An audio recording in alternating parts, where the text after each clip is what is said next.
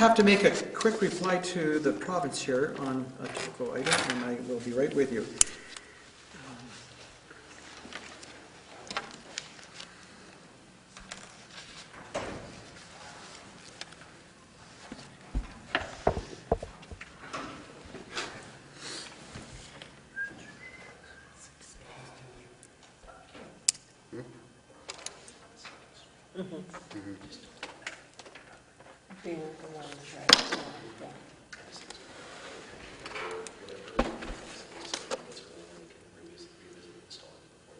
Perfect.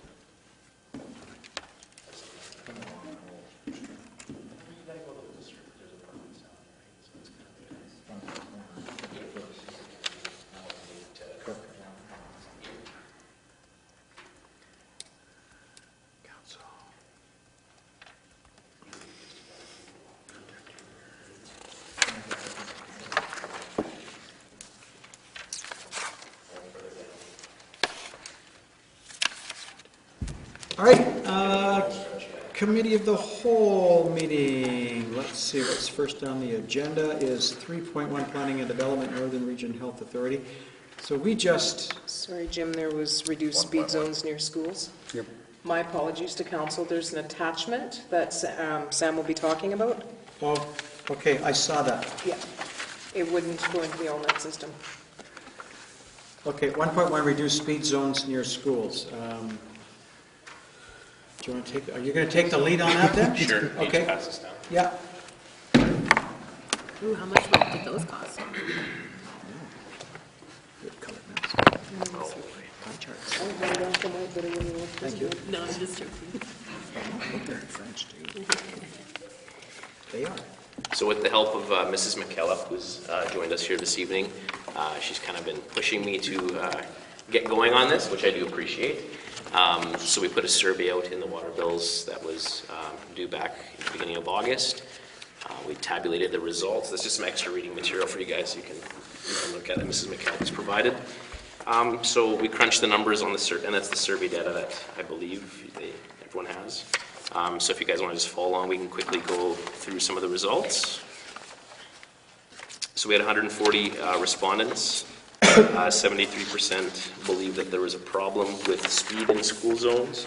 Of the respondents, only 24% actually had children in the schools that are registered in Kelsey School Division, so that bodes well for people who are supporting this who don't have children as well, which we were a little bit, I guess, surprised with the support. Because we want to just get our kids and get out of there. Yeah, that's true. As quickly as you can. So I did crunch some of the numbers to look, the analytics of the numbers. So 24% of the respondents had kids in Kelsey School Division. 73 people, or 68% of those who don't have kids, still answered yes to the first question, which they do believe speed is a problem. 28 people who answered yes to, they answered yes to both 1 and 2, so it's a problem, but they had kids. 26 people answered no to both 1 and 2, so no, they don't think it's a problem, but no, they don't have children. So that's where a lot of the no's were coming from, where people who don't have kids in the school, they are more likely to feel that it wasn't actually an issue because they might not actually be in the school zones, they might not actually see the problem, they may not have actually experienced a close call with a child, so that, might have given them the reason to answer no.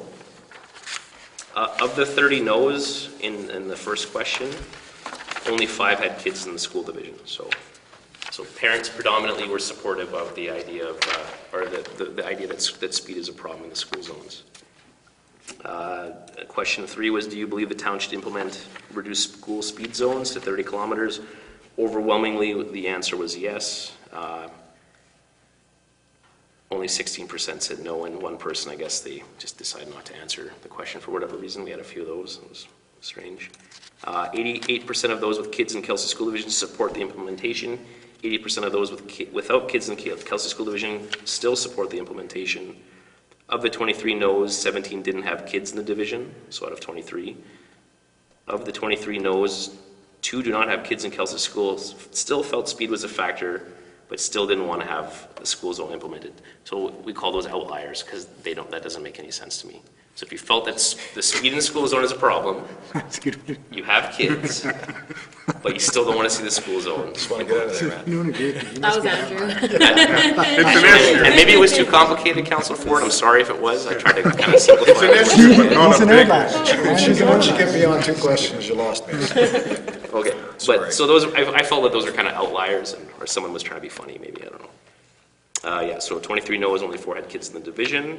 Question 4, we asked if you answered yes to number 3, that you would go on to number 4, and as the graph shows, A and D were the 2 most popular answers, as we kind of predicted they would be.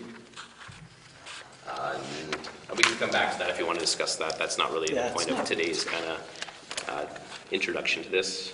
So accompanied to number 3, please provide the adjoining times that you would like to see. So A and B were obviously the most popular. C, more or less, was, how did I put it, a modification of B. So they felt like, we said, okay, just during the school hours, they said, okay, maybe a little bit broader than just the school hours, maybe from 7 a.m. to 7 p.m. Like they wanted to see a larger, you know, there's after-school activities, people bringing kids to daycare earlier in the morning, and things of that nature kind of.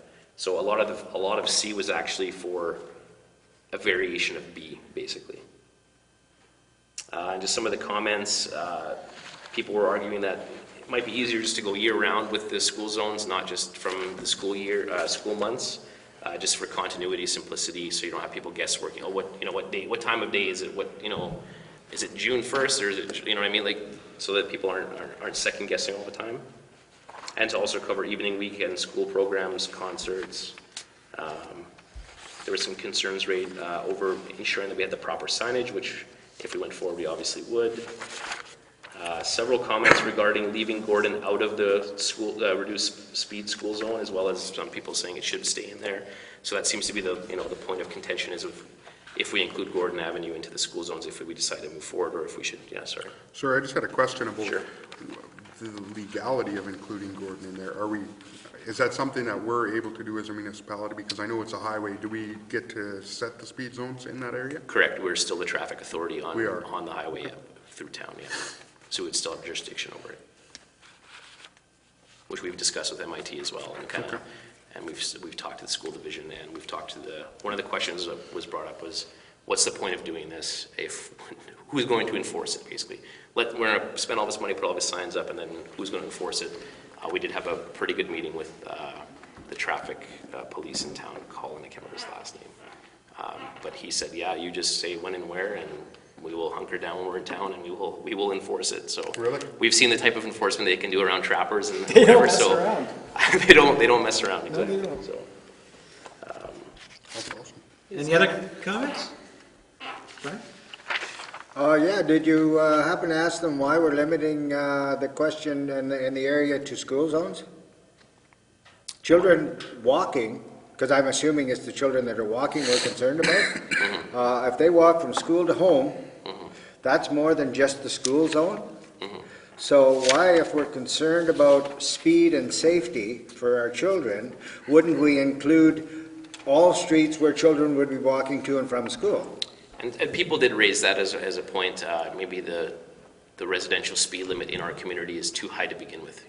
Is 50 kilometers an hour appropriate for the entire community, especially in a community where we have this many months of winter with reduced visibility and whatnot?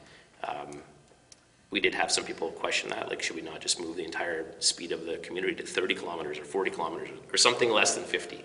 At this point, I'm not sure I'm at that point yet to think about that, unless you guys point me in that direction. But I think the reason why we're focusing on the schools is just that is kind of the hot zone, the hot button area where the kids are congregating, right? So we know that we're gonna have a lot of kids going to school. We know what times of day they're gonna be there. We know like when they're leaving, when they're coming. So it's easier for us to focus our attention on areas where we're seeing more close calls, I think.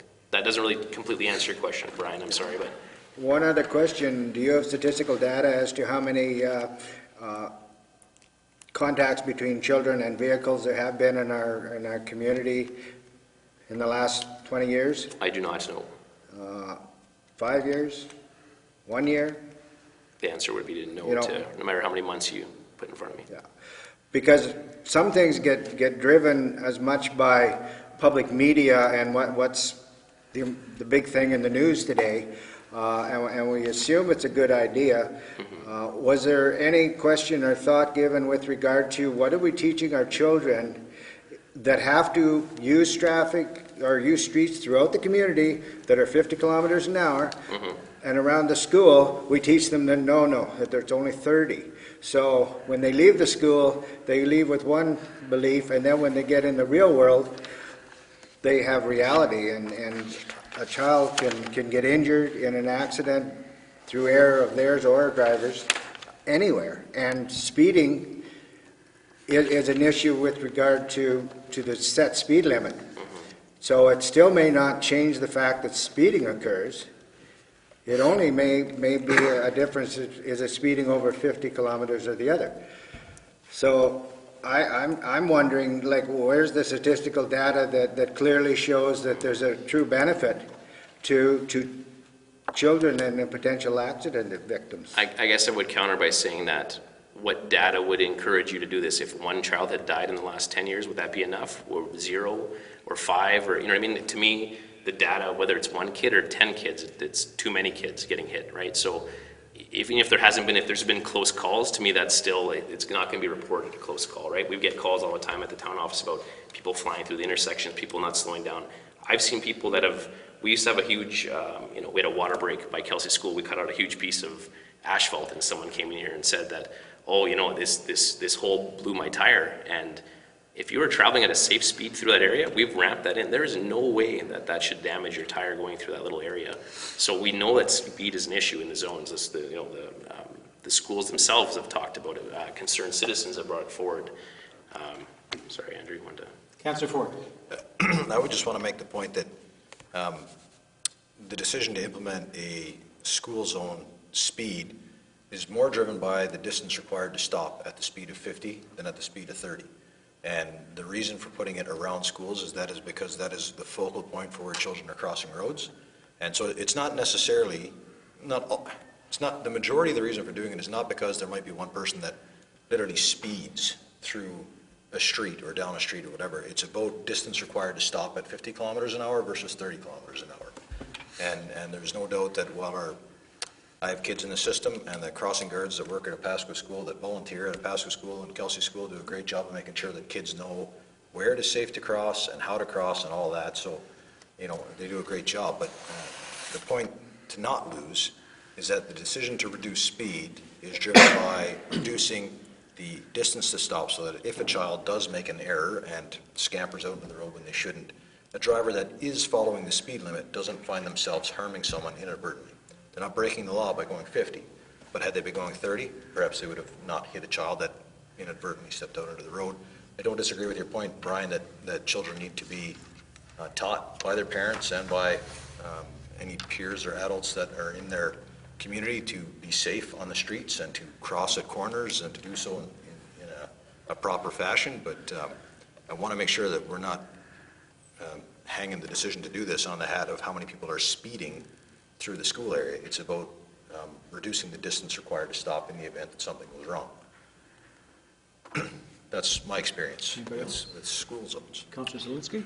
I just had a quick one. So, with this data, have you and the engineering department, have you come up with a plan? Have you met with Kelsey School Division on where these school zones would be, or where?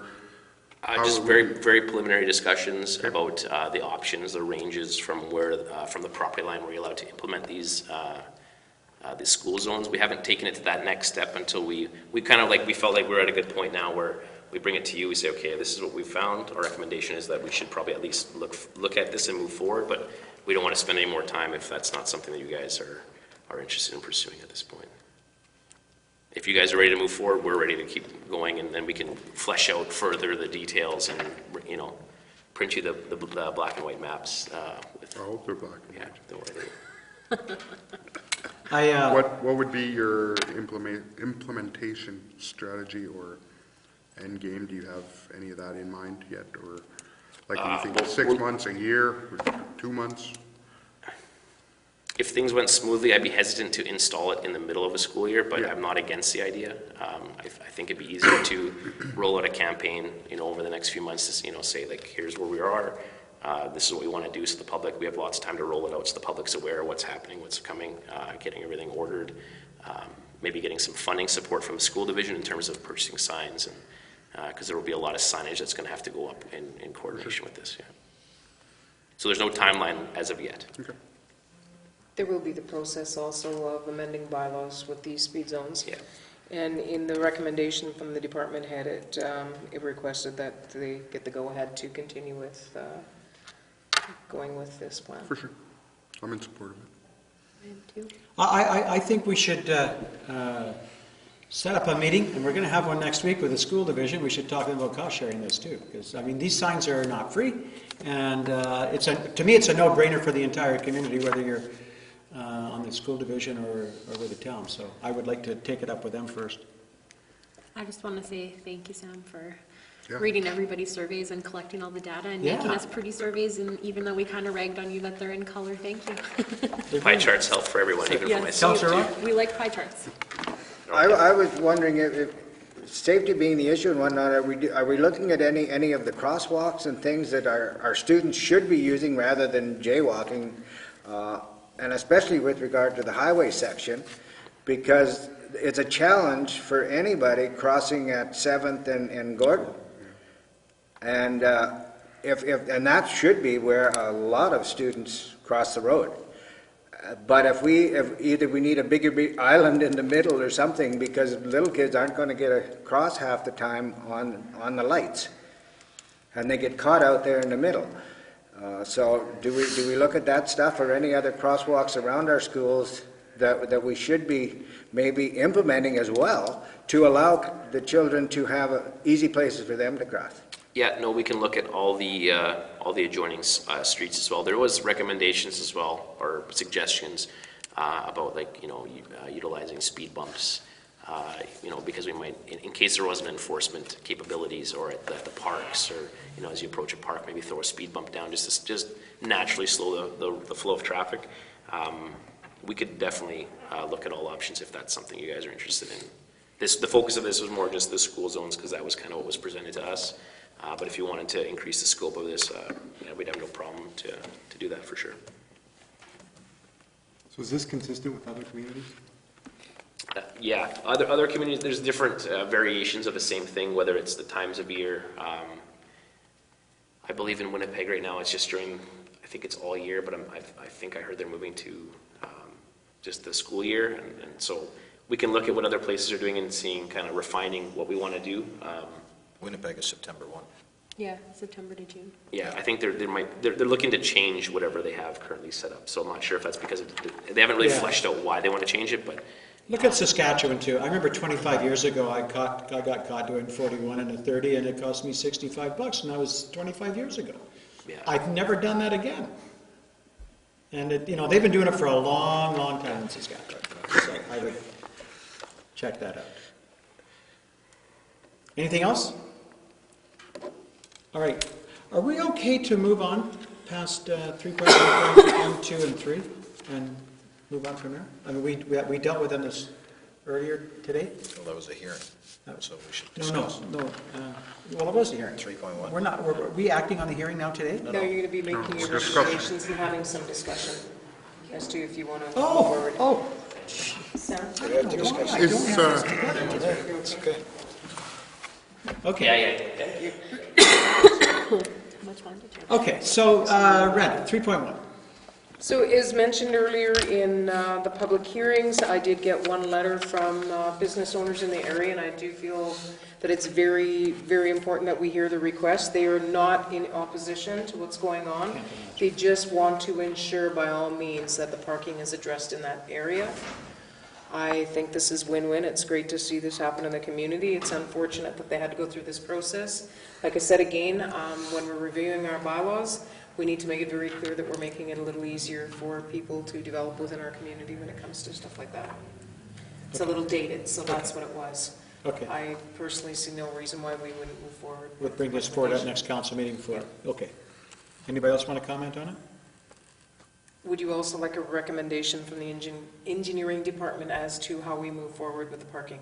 Yes.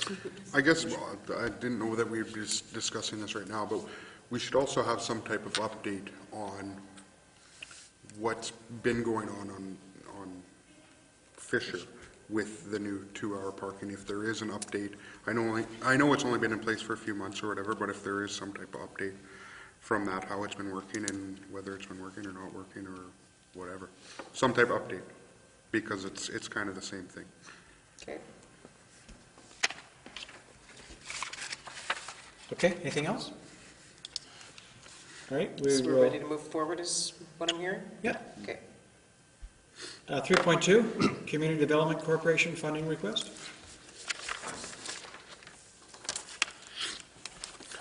Me? No, I think Randy. We did receive a letter from the CDC board requesting $92,000 from the 2016 budget. In the past, we had budgeted for it in hopes that we would have the CDC up and running. We're a little late in the year, and as CAO, I would recommend that we transfer the monies to let them continue with operations and enable them to hire the people they need. Discussion? Fine. It's good. It's good to see some function coming out of the CDC. It Let's most get them certainly the cash. is. It most certainly is. Not that I'm opposed to sending the money, but, so what would happen? We would just give them their $92,000 grant and let them do what they're gonna do with it They're gonna, for the year, or would we like take money out of their grant money from next year? 2016 wasn't spent at all this year, and for $92,000 from the town in 2016, $5,000 is for admin assistance to the EDO, $8,000 for accounting and legal assistance to the CDC, $79,000 would be the approximately salary and benefits to the EDO position. So that's what we'd had budgeted. So I know right now with the current situation, and Councillor Gibb, you may want to comment on this, they're also going to be looking at hiring someone to take a little more action and be the liaison as to dealing with our local issue. Just maybe before you do, I just want to remind Councillor Morsch that we will be meeting with the CDC quarterly and getting updates on what they're doing and how they're doing it. Yeah. Okay? I'm just wondering how, I'm just saying, Yeah. the year's mostly over, and I'm just wondering, are we giving Yeah. them, so we're just gonna give them the whole thing? and- Well, I think we need to Okay, in this that's case. Maybe not in every case, but certainly in this case, I think we need to get that money to them ASAP. Did you want to add anything to this, Councillor Gibb? No, there was, from our first meeting, there was a request to ask for the money for this year and the commitment for the coming year to get the executive director posted and out there, and also in regards to the press release that went out the other day and having a response team and looking at someone champion that first point of that plan. I think we have that person, so that's going to take some funds as well. Right. And further your point, there's money in the bank there that there's a lot of cleanup that still has to take place. Yep. As far as that building, which the person who's doing the books at the CDC has been talking to Jody on how to sort all that out. Because it's a town-owned building and they've been collecting money and there's a bunch of issues. So that's getting sorted out as we go along, but this will allow us just to go forward and clean up as we go. But some of it has to be cleaned up pretty quick. There's tax implications. Anything else? Councillor Rock? In your minutes, or your proposed budget, that 79,000, your annual salary you're considering for the EDO position? Right now, it's going to see what comes back. Yeah, pay would be equivalent to what experience Okay, is. so this year, though, it would be prorated, obviously, so I'm just wondering about, Yeah. in the letter, there was the issue of 2017. Well, if it's starting now, you're good till the end of August or something in 2017, No. Roughly, yeah. because you would have the dollars potentially. And part of it was when I came forward and met with the town CAO and Jody, like, how are we going to dice it up at this point, right? How are we going to figure it out? Let's just transfer it over and if the money was committed and have a commitment for next year. And then, I mean, I think everyone around the CDC board is around the same thinking as most of the people here. If this thing doesn't work, enough is enough, right? But this isn't going on for 18 months where we're like last time. It's either going to work, right, and we're going to get it together in the next 12 months, or forget it. It's a waste of everyone's time. And it's It's important. certain- and I made that clear when I took this on. Yeah. I don't have time to do this right now, right? So we're either going to do it and make it work, or that's it. And Councillor Ford? let's not lose sight of the fact that for all of the groups that we support with funding, we expect an annual report, we expect a financial audit which shows their position and their surplus and their plans for the surplus. So, I mean, the worst case scenario is this creates a surplus for the CDC. They have to come forward with some kind of financial plan to deal with that surplus, and we get a chance to accept it or not, right? So I'm not at all concerned that there's somehow risk in turning over what was allotted in the budget to the CDC, particularly not at this point in time. Yep. Time is of the essence. Let's just fork it over here so that we can have somebody on the ground working on a full-time basis for the response team to deal with this issue in town of our economic downturn here that we're on the cusp of. Councillor Zelinski? Just had a quick question. I'm fine with the request for the 2016 fund. What can we do in terms of the 2017? Can we do any type of financial commitment at this point? Like, I'm just not sure what. What'll happen is we basically have been budgeting this amount in each of the years. So when they do come and make their presentation, what they're asking is, of course, if things are going well, we do want your commitment with it. So next year moving forward, this is not something we go to the ratepayers on. This is something that comes out of a reserve account that was pretty much designed for this. Sure. So that's one of the bonuses. Unless it doesn't work, there would be no reason why I don't think we would continue. It's all about getting more economic development to the community. And that amount allotted came from the community enhancement fund, right? For the 2,000, so it wasn't a hit to the ratepayers. Anybody else? Let's just do this. We've been round and round and round. It's time to For just, sure. I think time to everybody's just in do it. agreement Yeah. on where we're gonna go. Okay, we'll bring a resolution forward. All right. A 4.1 pool pump repair. Benjamin has been just having such a wonderful ray of luck lately, and we've had some issues at the pool which require some pretty immediate attention. We do have a reserve fund, and we're going to be looking at some maintenance and some pump repair and replacement. So what we would require is a resolution in the amount of $9,398.88 from our pool reserve fund. Again, this fund is specifically designed to cover these costs, and we do, Brian had asked earlier, we have $50,000 in that account, in that reserve. When the resolution drafted, can it make note of that it's coming from an account that has X amount of dollars, so that it doesn't hang out there as a question unanswered? We can, if that's your wishes as Well- council, Yeah, because- just say because there's it's- this much in the reserve, because if we didn't have that money, we wouldn't- wouldn't transfer yeah. it. I Well, was just gonna that's say. right. But as councillors, if we're not told that there's $100,000 in this account and we want to take 9, that answers the question when somebody reads their minutes later on, that's all. So it's one of those whereases, whereas we have this money, therefore we'd like to Sure, spend we it. can do that. Generally, we would be begging and crying to council, saying there is no money in the reserve, you need to get it elsewhere. That's generally where that comes from. Yeah. But we can make those arrangements. That's why I asked the question. Yeah, yeah, we would never bring anything to council without that Yeah. plan in place. If the money's not there, we would have to ask you for it elsewhere. Well, Yeah. that's true. But that being said as well, it's knowing what's left in the reserve after you spend the money. Because it's good to know when we deplete it. Yep. Okay, so we'll have a resolution and come forward. 4.2 tax additions and cancellations. What we're gonna require is a resolution for additions and cancellations. We're gonna have an increase in our revenue by $1,455. We had an increase of $2,545 and a deletion of $1,090. So it'll be a resolution moving forward. Okay, Didn't fare too well. That just goes to show you we didn't have a whole lot of development in the last year. it does show that. Any comments on that? Okay, got a resolution. Town of the Pas Action Plan. If I can, this was presented by Councillor Gibb, and I would like if he could present it to the rest of council, please.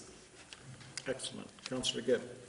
So with issue going on at Togo, we're looking at a potential loss of $400,000+ a year in tax revenue. Probably starting within the next 6 months, because I'm guessing if they do close. Need to they'll be- speak up. I can't even hear you. If they do close, they're going to be in front of the assessment board pretty quick to Yes. have everything reassessed, right? So I think we need to start talking about this stuff now and not wait and on a hope and a prayer that they came open, and I hope they do stay open, and we're working towards that. But as we pointed out in the press release, there should be a 3-point approach, and this is sort of part of the second one, how we manage our assets. We need to start looking at them today. And I'd like to pass a resolution on the next three items. One, we've spoken at length in the past about, let me step back a bit. One of the things I think we have to keep above everything else is that there's no degradation of service. So things have to change. We have to be more efficient, but we don't want to drop off what we have. So you don't want to close the arena. We might have to operate things a little different. And that leads us into the first point. We've talked at length before about the location of the library. We have a building that's old and antiquated, needs a lot of work, and we have a whole bunch of other buildings that aren't fully utilized. So we need to look at moving the location, not reducing the service, not closing anything down, but getting rid of an asset that costs us way too much money, and going forward, we know we can't handle it. Yeah. So I spoke to Randy today. I could either go through all three, and we could pass a resolution or not on each one, or we can go to the end and pass it on to the group, what everyone wants to decide. So I can keep going, or we can stop here. But the first one, I think, is we need to have a serious look at the library, say we want to move it by a certain date. I put in there September 1st, 2017, which gives us lots of time. 2018. 2018, sorry. Yeah, that's okay. I meant 2017, though. Did you? It should be I'm all next, for I that. mean, it's going to, Yeah, the assessment will go through for next year, right, Yeah. Randy? Is that correct? So we don't need a year to know what we know. to know what we know. I think we need to start looking at these things now. So again, we could stop here and pass the resolution on this, or go, I can just keep rolling. Well, I think you have to keep going because we can't pass a resolution right now, right? We can only talk about these things. You're referring to This the is committee of the whole. We recommendation. can't Why can't pass a we- resolution tonight. I thought we could, Randy. No, it's a recommendation whether to approve Yeah, okay. the plan, and that's why it would be. Then it'll go next week? All Yeah, right, my sorry, that was mistake. my No, it's a- misunderstanding. I assumed that. It's a nightmare. That's why I called you this morning, honey. I just thought if you wanted it all in one resolution versus three separate ones. Has everybody read this? Yes. Okay, so, I mean, does anybody think this is not a good thing to do? But maybe for record, I could keep going. Sure. please. I just want to know, because I'm thinking we want to do this at one time, so, but yes, carry on. The next one's around, again, we've talked about the efficiency, the energy efficiency of our assets, and how we've never utilized really too much of the Manitoba Power Smart programs.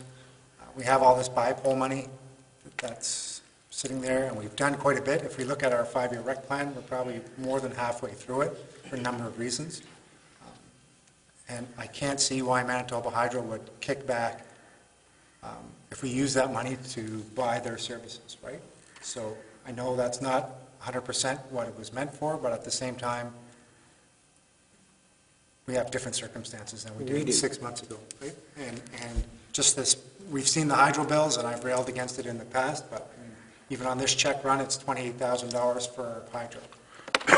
So if you're going to look at an operational point of view, what's our biggest expense? Like, where's the most low-hanging fruit? That's one of them. So I would say we take some of that money, and we look at all the lighting, look at the boilers. We have a demand control energy system in the rink that's never been turned on. So hire someone to come do it, right? Like, just take the money. I'm not saying it all falls on BJ's plate or Sam and Chris, like, that's not fair, but the money's there. Take it and get it done, and get it done in the next 6 months. Because again, back to the first point, we're going to be sitting here with, and you know what it's like in budget time, and it's going to be real tough if there's $400,000 less. Councillor Zelinski.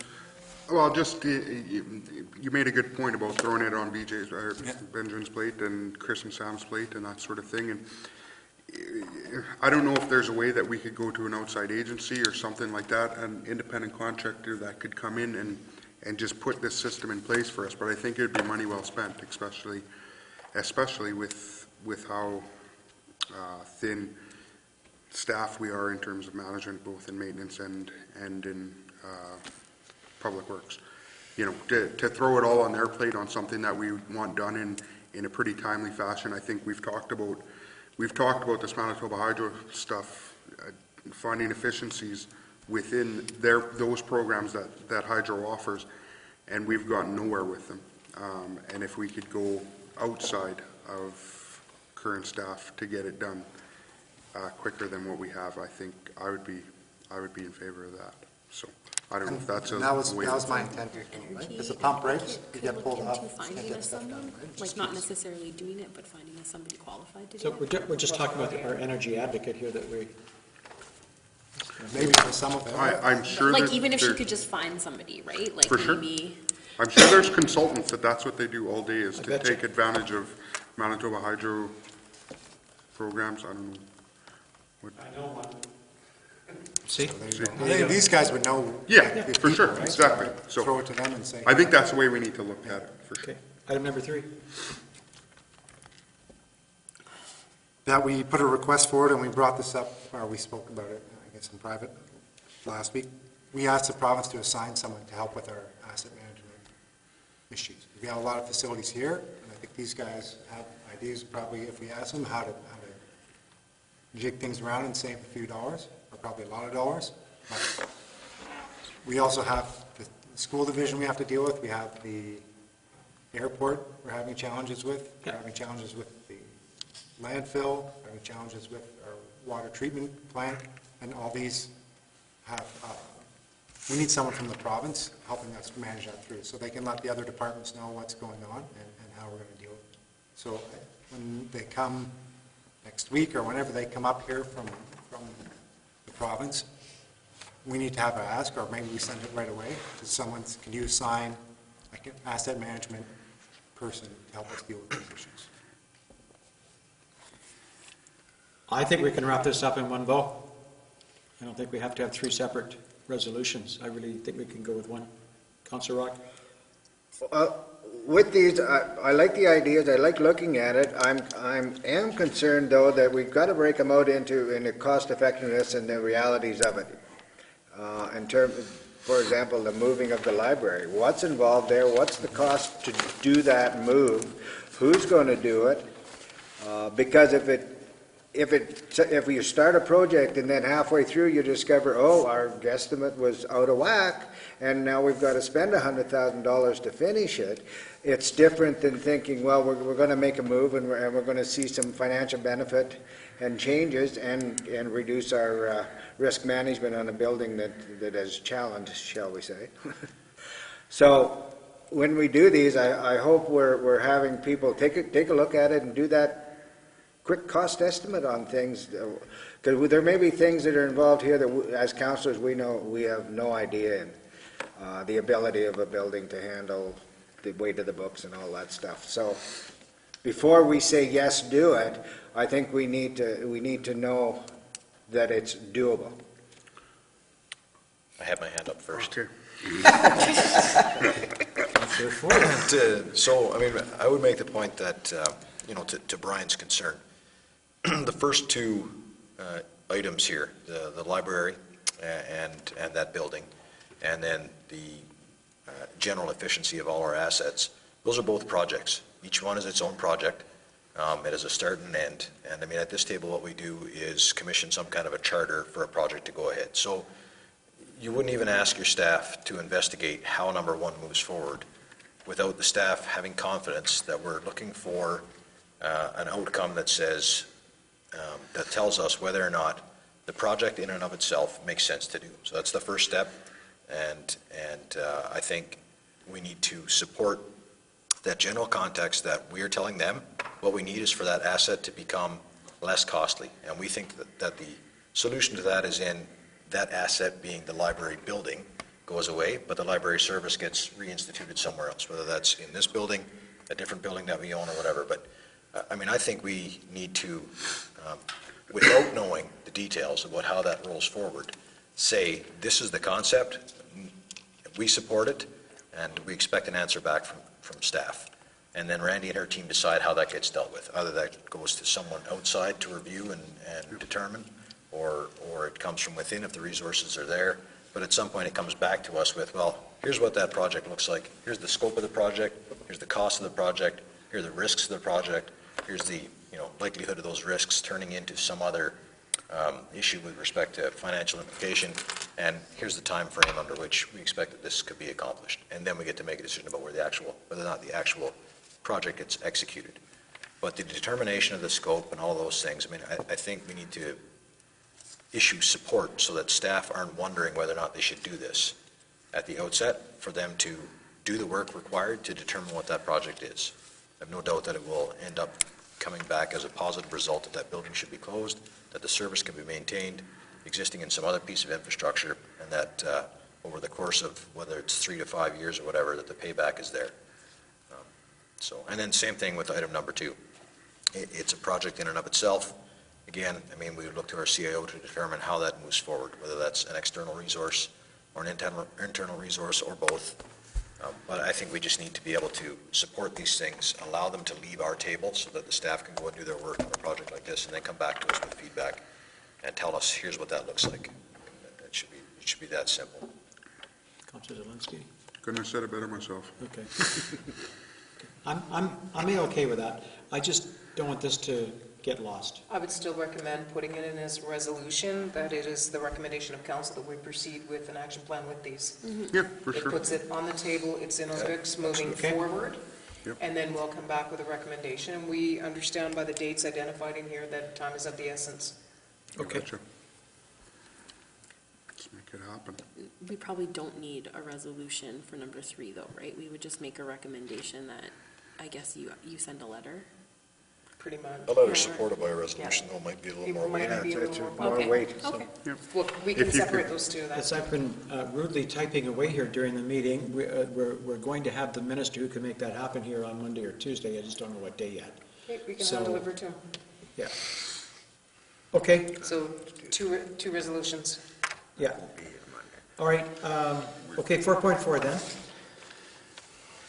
4.4 payroll and accounts. A resolution will be required to cover pay period 17 in the amount of $124,347.05. Town of the Paw general checks in the amount of $664,739.78, and KRC checks in the amount of $142,333.88. Some of the larger bills, one was $487,298.94, and this was for the quarterly payment for June, which was our RCMP costs. We also had another one from Wallace & Wallace, which was fence installation. So that's why those amounts appear a little larger. So if we could have a resolution to approve those accounts. We will. I'm sure. Shouldn't just go and say that without. Okay. All right, let's move in camera. Be it resolved that we now do move to the in-camera portion of the committee of the whole meeting with Mayor Scott and the chair to discuss matters requiring our attention.